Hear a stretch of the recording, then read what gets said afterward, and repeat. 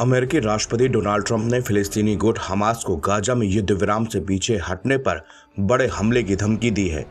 Trump ने कहा कि हमास को किसी भी कीमत पर इजरायली बंधकों को रिहा करना होगा।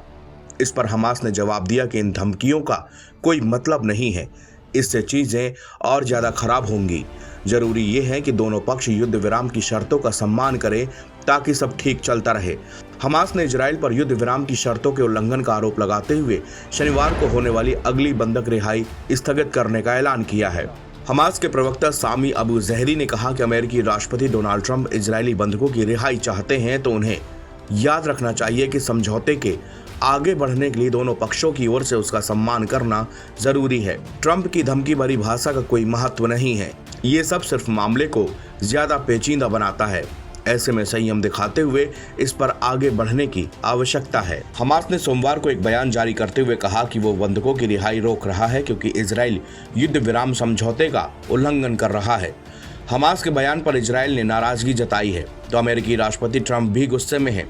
डोनाल्ड ट्रंप ने कहा कि हमास अगर बंधक बनाए गए सभी नागरिकों को नहीं छोड़ता है तो इजराइल उसके साथ युद्ध विराम समझौते को रद्द कर देना चाहिए। डोनाल्ड ट्रंप ने हमास के बंधकों की रिहाई न करने पर कहर बरपा देने की धमकी दी थी। हमास और इजराइल के बीच युद्ध विराम समझौता 19 जनवरी को लागू हुआ था। इसके बाद से हमास ने 16 इजरायली और 5 थाईलैंड के बंधकों को छोड़ा है। इसके बाद इजराइल ने 566 फिलिस्तीनी कैदियों को रिहा किया है। इस समझौते में हमास के बयान के बाद अड़चन आती दिख रही है। हालांकि हमास का कहना है कि अगर हालात सुधरते हैं तो बंधकों को रिहा किया जा सकता है।